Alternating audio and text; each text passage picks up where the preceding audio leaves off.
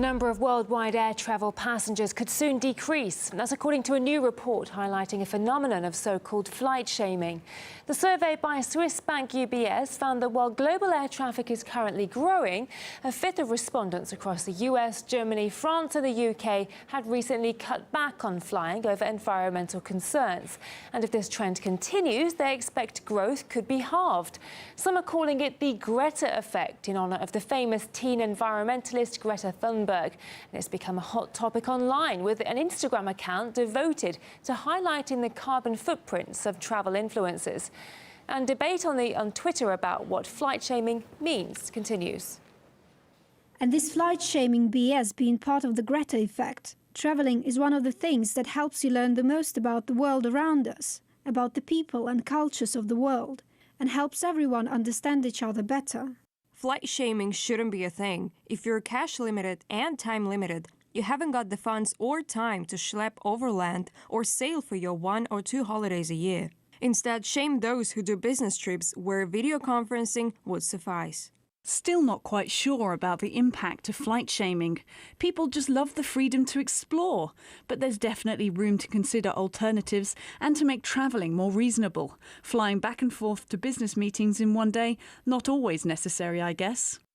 We've got opposing views from a political commentator and a climate campaigner.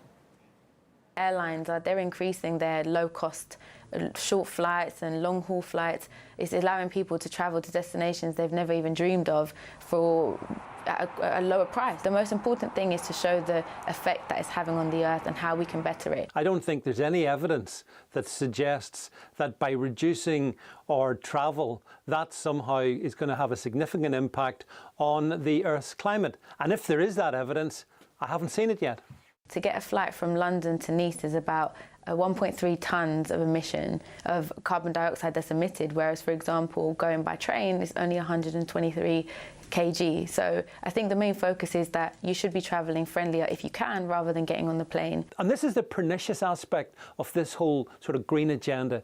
Ultimately, what they're seeking to do is take away the freedom and liberty of just ordinary people to be able to enjoy this planet. Many ordinary working people look forward to taking their fortnight's holiday off to some sunny destination in the world. They seek to restrict our freedoms and our liberties to travel, and that is completely and utterly unacceptable to me. So if we can get people from UK to go to France instead of flights by just train, that's just a small difference that will have a massive effect. Get on maybe, I don't know, a first-class train or something if that's what you're going to do, but definitely set an example. Greater hypocrisy lies with the Greta Thunbergs of this world, who of course have been instrumental in this flight shaming and its origins in Sweden as well.